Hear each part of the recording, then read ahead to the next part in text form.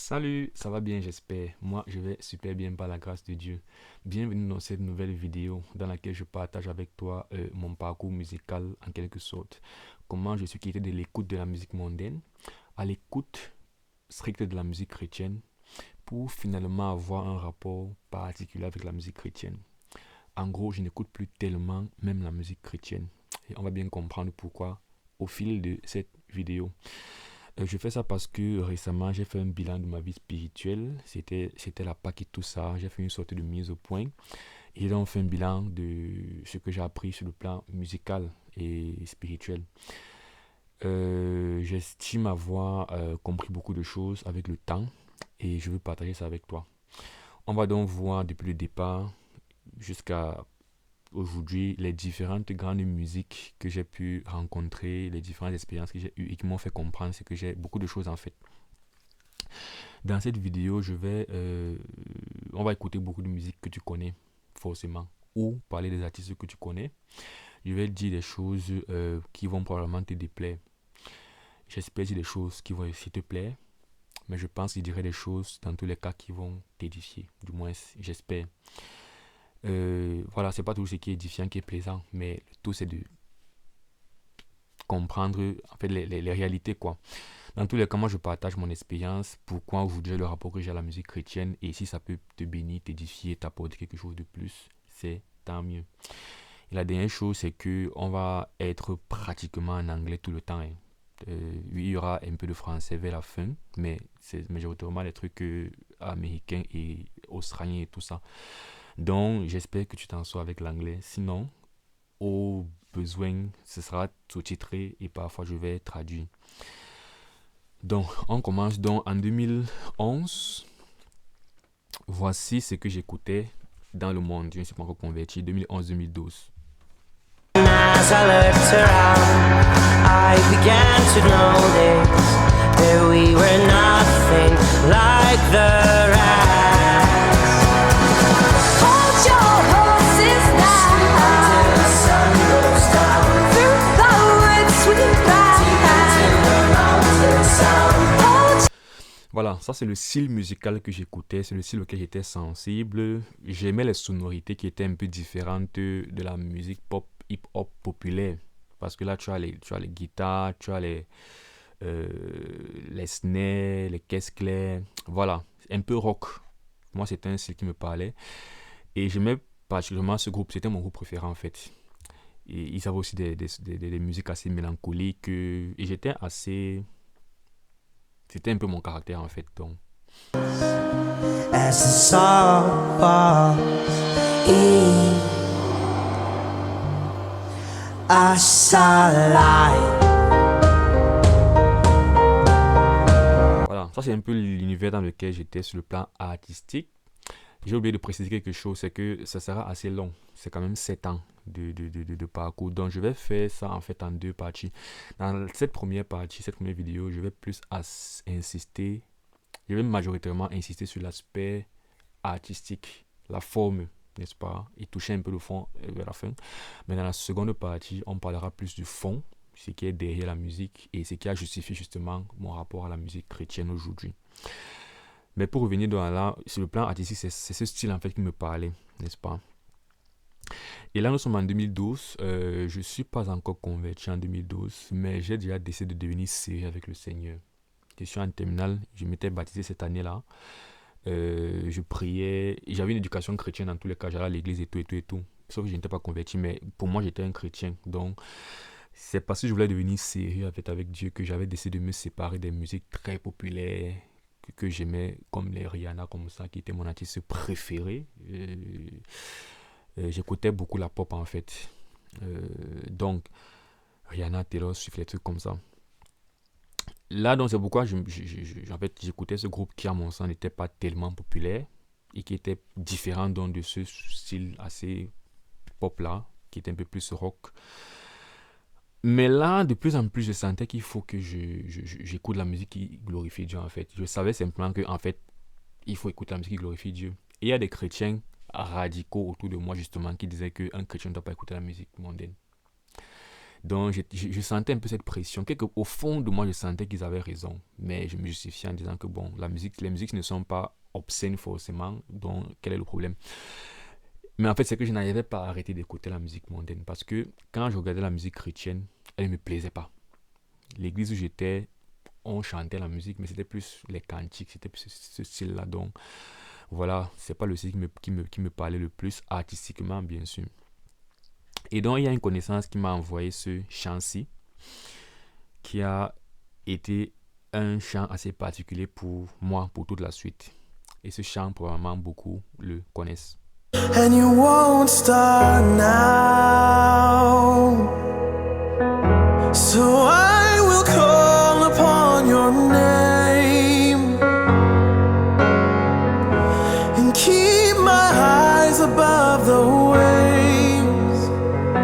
When oceans rise, my soul will rest in your embrace. I am your, you are mine. Donc, c'est Ocean, c'est un chant qui est hyper populaire du groupe Hillsong. Alors, la personne m'envoie ce chant-ci, et quand moi j'écoute ça, je me dis, waouh, c'est très beau. Et si il peut y avoir des chants qui parlent de Dieu et qui sont beaux comme ça, je peux laisser la musique mondaine. Et c'est donc ce chant qui a permis que je laisse la musique mondaine. Je suis rentré après, j'ai supprimé toutes mes musiques mondaines et je n'écoutais que ça en boucle. Ça, c'est la première raison pour laquelle ce chant est particulier pour moi. La seconde raison, c'est que le soir de l'annonce que j'ai eu, en fait, le concours de la faculté de médecine, c'est ça que j'écoutais. Je rentrais de la fac, 19 heures, cours de physique difficile. J'ai déprimé déjà parce que c'était déjà très difficile. Et moi, je voulais être en médecine dans tous les cas. On annonce que les résultats sont sortis. Mes amis avec moi s'agitent parce qu'on avait fait le concours ensemble et tout, et tout, et tout. Ils disaient, partons à la fac à 19 heures, voir les résultats. Je dis, non, les gars, si c'est ce que tu as passé, tu as passé. Il n'y a pas à partir la nuit et tout. Et puis moi, je prie toujours Dieu. Dans mon esprit, je prie Dieu. Et je pense que quelque part, c'est par sa grâce que j'ai eu ce que j'ai eu. Donc moi, je pense que quelque part, même si je n'étais pas converti, il m'écoutait. Voilà, Seigneur, si j'ai le concours, j'ai le concours. Bref, je mets la musique ici, je apaise moi, je rentre et c'est comme ça que ça m'apaise. Et effectivement, le lendemain, j'ai eu le concours et tout. Donc, deux choses, c'est le chant qui me fait quitter la musique mondaine et c'est le chant que j'écoute lors de ce grand tournant quand j'ai le concours de la faculté de médecine. J'entre dans la fac de médecine et je me convertis en première année en février 2014. Et là, j'ai décidé de chercher davantage ce type de musique en fait. Et je me rends compte qu'en fait, ça c'est une cover du chant-ci en fait. Keep my eyes above the waves. When oceans rise, my soul. Donc ça c'est Taya Smith. C'est elle qui a donc chanté. Bon, c'est le groupe Hillsong en fait. C'est comme ça que je découvre le groupe Hillsong. Et en découvrant Hillsong, je découvre ce qu'on appelle la CCM, Christian Contemporary Music, dans la musique chrétienne contemporaine. Et voilà, c'est un style, sur le plan toujours artistique, qui me plaît beaucoup, qui me parle parce que c'est beau. Différent de ce qu'on faisait à l'église, que je trouvais un peu, voilà, trop classique. Cantique, hymne et tout ça. Donc moi, je préférais plus ce style-ci. Et c'est beau, faut pas se mentir. C'est comme ça que je les découvre. Et puis, Hillsong me propose du coup les autres. Je découvre les autres grands de cette fête, de cette sphère. Et là, vous remarquerez que comme il est en train de dire, c'est plus les trucs américains, anglais, australiens et tout ça. C'est pas vraiment les trucs forcément français ou africains et tout. Je découvre le grand groupe Bethel avec le chant-ci. Il y a le refrain là.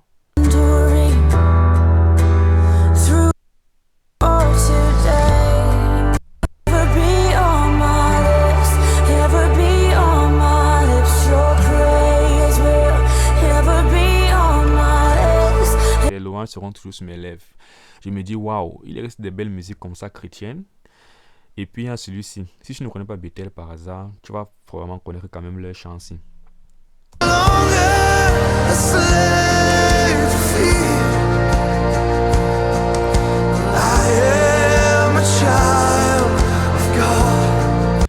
Alors là, je me dis, waouh. Bon, en fait, j'ai découvert en gros beaucoup. Je vais juste prendre les grands noms. Bethel, Hillsong, Lauren Daigle. Avec In Christ Alone. Heights of love, what depths of peace. When fears are Là, elle reprend un cantique, dans un chant classique. Mais ces chants même qu'elle a eu à faire, il y a par exemple ceci que j'aimais beaucoup. I know in time you'll take all that is wrong and make it right. Je l'appelais en fait la Adèle chrétienne. Parce que sa voix me faisait penser à Adèle. Que, bon, dans le monde, oui, j'écoutais quand même un peu dans le monde. Donc voilà, c'est beau, ça parle de Dieu. Donc ça va, je suis tranquille. Et j'ai aussi apprécié un truc, c'est que tous ces gens, en fait, étaient un peu ensemble.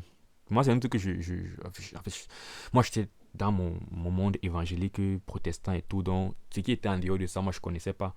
Et là, quand je vois, c'est les gens qui, par exemple, là, tu vas voir ici, là, Lorraine Degel va chanter, par exemple, avec Hillsong ici. Speak to me now. I surrender. I surrender. Donc, là, avec Hillsong, c'est celui-ci qui a, je crois, même qui a composé le chant Surrender, bref.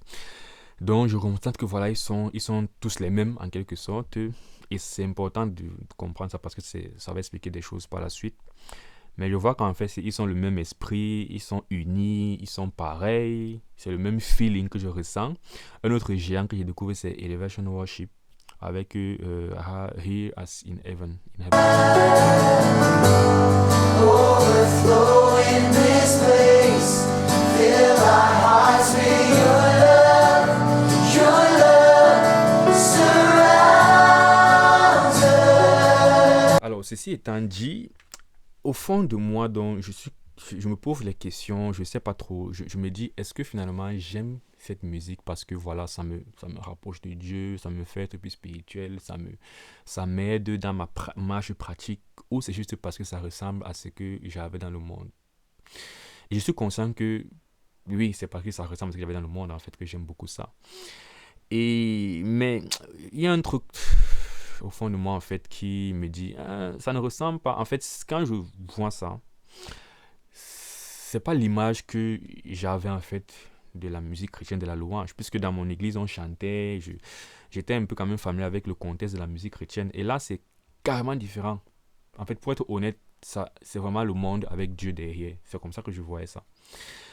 Mais étant donné que moi, je viens de me convertir, je viens de découvrir en fait ce qui est en dehors de ce que j'ai toujours connu, c'est-à-dire que le monde évangélique, protestant et tout, je me dis donc peut-être c'est des choses que voilà, c'est une affaire culturelle différente, ou même peut-être c'est ça en fait le vrai christianisme, je ne sais pas trop, la vraie louange. Et pendant que j'ai ces questions et que je continue à écouter ça, je constate des choses qui me font bizarre, toujours sur la forme. Déjà, les tatouages. Je constate que dans la plupart de ces groupes, je vois les gars avec les tatouages. Bon, après, je me dis, c'est la culture peut-être américaine. Les gens peut-être très tôt font des tatouages. Et si tu as fait l'erreur de te tatouer dans ta jeunesse et tu t'es converti plus tard, bon, tu ne peux pas lever, c'est déjà là. Donc, je dis, ok, ça passe. Quoique, j'ai quand même l'impression qu'il parfois, il le montre un peu trop. J'aurais tendance à vouloir mettre les longues mains si je m'étais tatoué avant de me convertir. Et si j'avais une plateforme comme ça où je sais que je suis devant les gens en train de chanter, de louer Dieu et on me regarde. Donc. Mais bon, ce sont pour l'instant des choses que je considère comme des questions secondaires, des questions qu'on peut traverser. C'est des questions un peu d'opinion, de préférence. Donc je laisse couler. Et après, il y a les filles aussi. Moi, je vais aussi peut-être dire des choses encore qui vont peut-être choquer, mais pour moi, une fille en pantalon slim moulant, pour moi, c'est sexy. Et si tu es sexy, malheureusement, tu es impudique parce que être sexy, c'est le contraire de la modestie. À mon sens, si tu es une fille chrétienne et que tu es sexy, c'est bien aux yeux du monde, c'est beau. Mais aux yeux du caractère de la femme chrétienne, c'est pas forcément une chose, une louange. C'est plus un moyen parce que tu es pas la modestie, la pudeur, tout ça. Et je découvre que les filles souvent sont quand même habillées. Bon, on va revenir sur ça. Là encore, par exemple,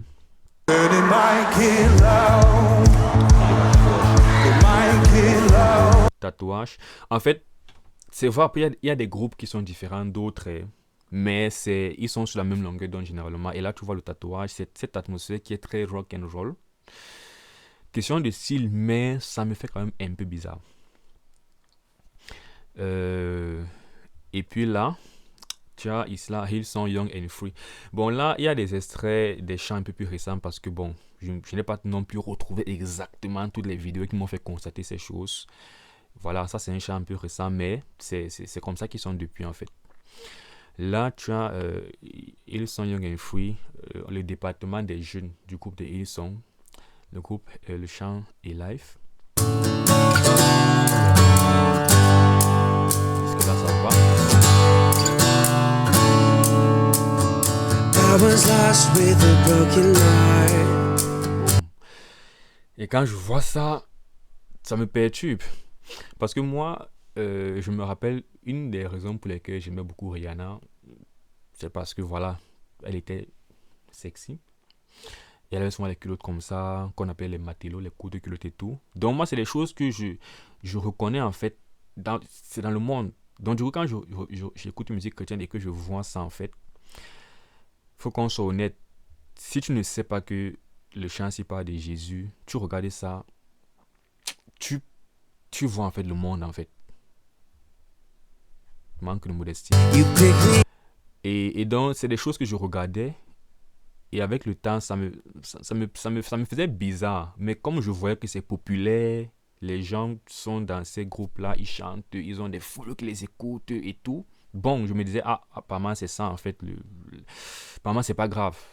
On peut laisser couler dans ce contexte, ça passe devant Dieu et tout. Donc c'est comme ça que. Et jusque là, moi je viens de me convertir. Donc j'ai peut-être à peine lu toute ma Bible une fois. Sinon même pas encore. Donc il n'y a pas encore vraiment de raison doctrinale qui me fasse juger ou avoir un problème. C'est vraiment le feeling pour l'instant. C'est vraiment l'impression voilà, que j'ai qui me fait avoir ces petites réflexions, ces petites réserves que je commence à avoir concernant ces musiques. You Make Me Brave, un autre grand chant de Bethel, l'un des premiers chants du groupe Bethel que j'avais découvert avec Amanda Cook. Et là encore pareil, tatouage. Elle a ici, je crois, ou c'est le legging, bref, un pantalon que je trouvais une fois de plus très moulant. Et quelqu'un va se dire, mais pourquoi est-ce qu'il il remarquait ces choses? Mais simplement parce que c'est une vidéo. Et je regarde tout, quoi. Tu ne peux ne pas voir. Et aussi, bon, moi, j'ai toujours été comme ça, puisque moi, j'ai beaucoup dessiné par le passé. En fait, j'ai beaucoup le sens de l'observation. Donc, je regarde beaucoup les choses dans les détails. Donc, du coup, voilà, c'est pourquoi je voyais toutes ces choses-là. I have heard the song of love that you sing. Oh, so I won't let you draw me. Donc, pantalon moulant, tout ça. Bref, parfois les filles allaient les démembrer, les aisselles, parfois même les décolleter, tout ça. Je me disais, est-ce que c'est parce que c'est la culture américaine? Et bon, nous, généralement, on est un peu, c'est vrai qu'aujourd'hui, c'est plus vraiment le cas, mais généralement, on est quand même un peu plus pudique en Afrique qu'en Occident. Donc, parfois aussi, comme j'étais en Afrique, au Cameroun, et je voyais des Occidentaux faire des choses, je me disais aussi, peut-être ça passe parce que c'est leur culture, c'est normal. Mais au fond de moi, il y avait cette question que si tu es chrétien, est-ce que Dieu considère ces barrières de culture? Est-ce que la modestie change selon la culture? Est-ce que ce qui est modeste et réservé, c'est pas la même chose partout?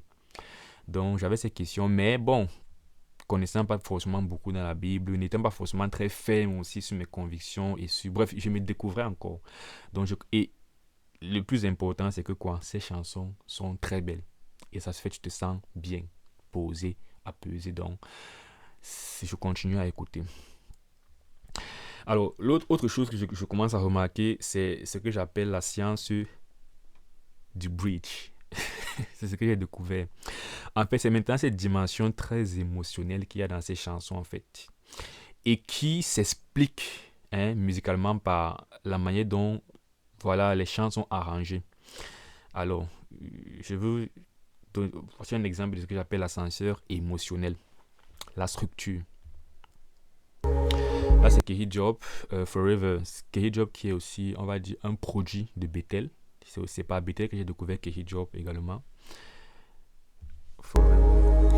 We sing hallelujah. Là, nous sommes dans le bridge. We sing hallelujah. La structure, c'est quoi? C'est on pose, on se pose à un moment donné, on change tous les accords par rapport au refrain et au couplet. On commence doucement, on monte en octave, les instruments entrent progressivement et tu ressens comme une sorte de montée émotionnelle, donc ascenseur émotionnel. Et c'est un truc que je n'avais pas constaté en fait dans la musique mondaine. La musique mondaine a le bridge, n'est-ce pas? Mais j'ai vu que dans la musique chrétienne, ils font ça de manière très très excessive en fait.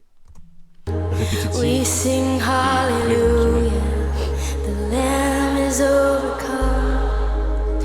We sing hallelujah, we sing hallelujah, we sing hallelujah, the Lamb has overcome. We sing hallelujah, we sing hallelujah, we sing hallelujah. Avec la guitare. We sing hallelujah, oh we sing hallelujah, we sing hallelujah, the Lamb has overcome. We sing hallelujah, we sing hallelujah, we sing hallelujah, the Lamb has overcome. We sing hallelujah, we sing hallelujah, we sing hallelujah, the Lamb has overcome. We sing hallelujah, we sing hallelujah, oh we sing hallelujah, the Lamb has overcome. We sing hallelujah, we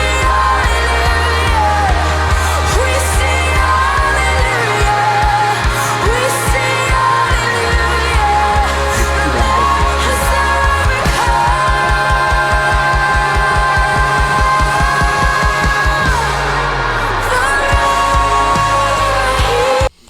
Et c'est quelque chose que, en fait, moi, sur le plan purement artistique, moi, j'aimais ça. Et en fait, j'aime toujours. Une fois de plus, c'est beau. Là, je parle seulement de la forme, pas du fond. Parce que ça t'emporte vraiment et tout. Mais voilà, je trouvais que c'est répétitif souvent. Après, je me posais de plus en plus la question, est-ce que finalement, ce que je ressens quand j'écoute ça, c'est parce qu'on joue avec mes émotions, les accords. Tout à l'heure, j'ai dit 3 sur, 1 sur 3. C'est des choses que après j'ai même musicalement appris. Ça produit certaines choses. Quand on met certains accords dans certains contextes et tout, avec le kick qui tape tout le temps, et puis on monte, et puis tout ça. Je commençais à me poser la question, est-ce que c'est sain, le fait que c'est comme ça? Et comme c'est pratiquement dans tous les chants, la même structure généralement, il y a toutes ces choses comme ça. Tout ce qu'il dit maintenant, c'est vraiment ce que je pensais à cette époque, sans avoir des raisons doctrinales de me poser des questions.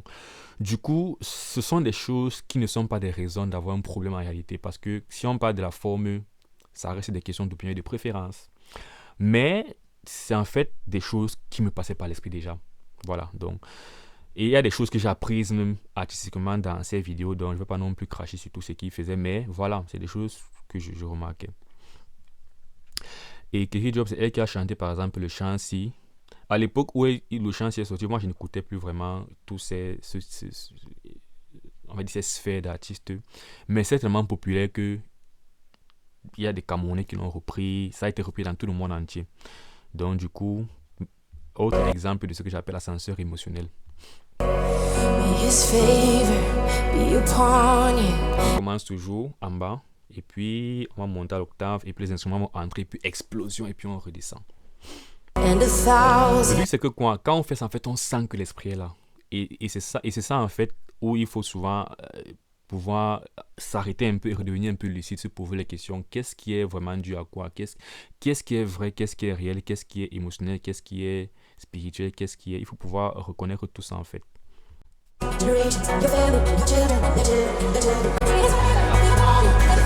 generations, your family, your children, your children, your children.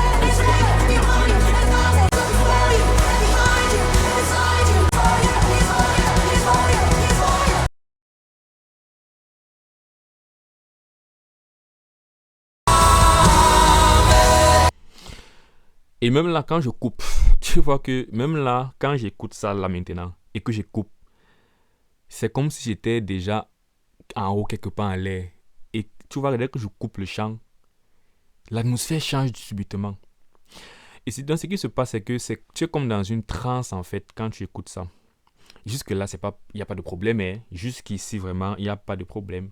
J'explique seulement ce qui se passe sur le plan artistique et comment est-ce que notre corps répond en fait à cet art, n'est-ce pas? À comment est-ce que cette musique est jouée. Parce que c'est quelque chose qui se fait dans ces milieux-là. Jusqu'ici, pas de problème. Mais c'est des choses que je remarquais et je disais, ok, c'est comme ça, d'accord.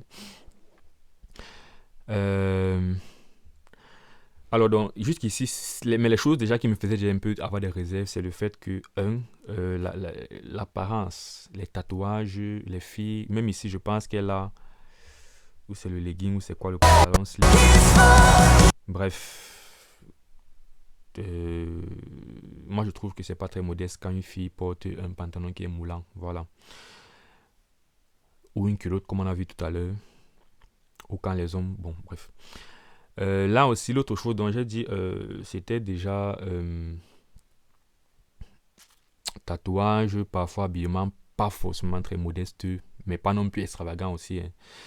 Le parler en langue, dans la louange. Ici encore on a Bethel.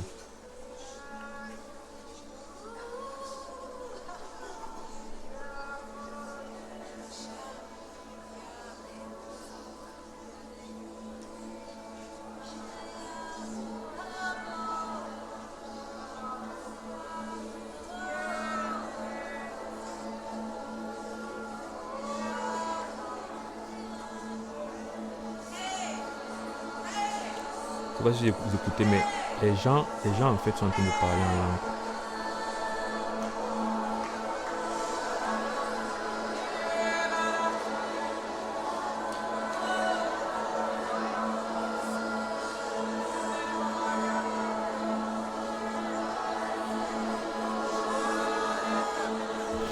Bref, mais il y a des extraits où c'est plus clair, plusieurs même, c'est seulement que je n'ai pas forcément eu le temps de trouver ça.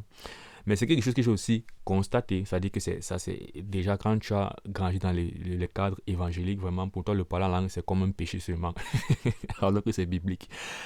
Mais voir ça comme ça dans la louange, dans le chant, c'est un truc que je ne connaissais pas, donc ça m'avait juste fait trouver des trucs que ça m'intriguait un peu. Bon, aujourd'hui, avec les compréhensions que j'ai sur le parler en langue, j'aurais d'autres raisons d'avoir un souci peut-être avec ça, mais c'est pas le débat aujourd'hui. J'ai fait toute une vidéo sur le parler en langue. Bon, mais là, c'est juste les choses qui faisaient en fait que, bien que j'ai trouvé ce style que j'aime, ça part de Dieu et tout, je n'étais pas à un moment donné à 100% dedans. J'avais quelques petites réserves, mais je me forçais en fait à me dire, en tout cas, ça va, c'est ce qui est populaire, c'est ce qui passe, donc où est le problème? Ça, ce n'est que mon expérience. C'est le but de cette vidéo. J'explique ce par quoi je suis passé, ce que j'ai pensé à différentes étapes.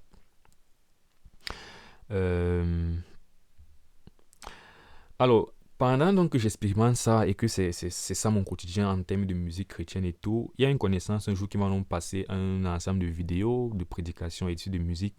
Et là, je découvre donc ce gars-ci, Cédric. Et voici un extrait par exemple d'une de ces musiques, la première de ces musiques que j'ai écoutées. Parce que je dois ma vie à l'éternel des armées, le seul que la mort pourra jamais désarmer. Père, mère et tout ce qu'il est pour moi désormais. J'en suis tellement ému, si seulement tu savais. Je reviens de loin, rescapé du passé. Et tout ce que je peux dire, sois béni Yahweh. Il m'en a fallu du temps, mais tu vois là j'ai capté. Il y a quelque chose de fou dans l'amour qu'il m'a porté. La vérité c'est qu'au départ nous sommes tous damnés. Mais ce monde et ses théories folles préfèrent le narguer. À ce monde j'ai voulu donner le meilleur pour percer. Aujourd'hui c'est là-haut que j'amasse mes richesses. Parce qu'on ne vit qu'une fois. Il me donne un second souffle en s'allongeant sur une croix. Ce monde il tarde mais un jour comprendra que... Parce qu'on ne vit qu'une fois, il me donne un second souffle en s'allongeant sur une croix. Quand j'avais écouté le chant-ci, pour la première fois depuis un bon bout de temps, je me retrouvais un peu dans les paroles d'une chanson. C'est-à-dire que quand j'écoutais, j'étais lucide. si je peux dire ça comme ça. Parce que comme je disais, il y a beaucoup de charges émotionnelles dans ces chansons américaines et tout ça là. Donc parfois, bien que tu comprennes les paroles, déjà, tu ne comprends pas forcément le sens. Parfois, il y a tellement de poésie que bon, ça c'était mon expérience. Bon, je vais revenir sur le fond des paroles chrétiennes américaines là après, mais en tout cas, quand j'avais écouté ça pour la première fois, donc je me retrouvais un peu dans c'est-à-dire que j'écoutais et je n'étais pas simplement emporté dans une sorte de transe émotionnelle, de feel good, mais en fait, je comprenais en fait qu'il est en train de dire quelque chose, quoi. Et c'était des choses simples, mais claires et vraies, l'évangile. Et c'était au début de la conversion. Donc pour moi, la justification, c'est des choses qui me touchaient toujours. Donc quand il dit en s'allongeant sur une croix, il me donne une seconde vie. Bref, là en fait, je découvre ça et ça me fait un peu revoir la conception de la musique chrétienne. En fait, c'est à partir de là en fait, que je commence un peu à me dire, ah, il n'y a pas que Hillsong, Beatles, ce style-là en fait. C'est vraiment assez varié. Il y a des choses différentes. Si tu vois en termes de qualité, c'est pas la même qualité artistique, c'est pas la qualité des instruments, tout ça et tout. C'est pas aussi, en termes de beauté, c'est pas forcément ça. C'est du rap en plus. Et je vais dire quelque chose qui peut peut-être surprendre quelqu'un si ceux qui ont écouté mes chansons, il y a beaucoup d'influence rap dans mes chansons, surtout les dernières. Et si je dis donc, en fait, moi je n'écoutais pas le rap dans le monde, ça peut surprendre. Mais en fait, je n'écoutais pas le rap quand j'étais dans le monde. Bon, j'écoutais, mais juste, il y a des chansons que je ne peux pas manquer. Quand quelqu'un est trop populaire, tu vas au moins entendre sa chanson. Mais dis que mon artiste préféré est un rappeur, non, je n'écoutais pas le rap. Je n'aimais même pas vraiment le rap. Je trouvais ça un peu trop... C'est pas trop. Je ne trouvais pas ça beau, en fait, le rap. Mais quand j'écoutais ça, je ne voyais pas un gars qui rappe, en fait. Moi, j'écoutais un gars qui est en train de dire des choses qui sont vraies, qui sont pertinentes, qui sont intéressantes. Donc, à partir d'ici, je vais faire un point pour dire déjà que quoi. Ce qui explique peut-être qu'aujourd'hui, j'ai peut-être la guitare acoustique, j'ai appris la guitare, je joue la guitare, je chante, et que souvent je rappe beaucoup, c'est tout ce que j'ai donc vécu jusqu'à présent. C'est-à-dire que sur le plan artistique, j'ai beaucoup plus été influencé par le setup. Quand je voyais les Hillsong et tout ça, la guitare, j'ai beaucoup apprécié l'instrument en fait, à cause de ce que je voyais. C'est ce qui m'a un peu poussé à apprendre la guitare. À la base, je voulais apprendre le piano, moi. Mais quand j'avais vu ça, bon, entre autres, je me suis dit, je vais apprendre la guitare. Entre autres, comme raison, parce qu'il y a d'autres raisons qui ont fait que j'apprenne la guitare. Mais bref. Mais maintenant, en termes de direction, d'écriture et de style, c'est à cause de Cédric, en fait, que je me suis plus penché vers, on va dire, pas forcément le rap, mais dans l'intention de ce que je transmets dans mon message. Parce que on va voir ça dans la seconde partie, comme étant en train de dire. Parce qu'à partir d'ici, on va commencer à plus toucher le fond. Parce que jusqu'à présent, j'étais plus sur la fond, n'est-ce pas? Dans la suite, donc, parce qu'on va s'arrêter là pour cette première partie, on va davantage toucher le fond et entrer dans les détails de pourquoi aujourd'hui, donc, j'ai, comme étant en train de dire, un rapport particulier à la musique chrétienne. Je n'écoute plus tellement de musique chrétienne. Voilà, donc, je te dis dans la prochaine vidéo. Faut la regarder. Que Dieu te bénisse d'ici là. Porte-toi bien. Ciao.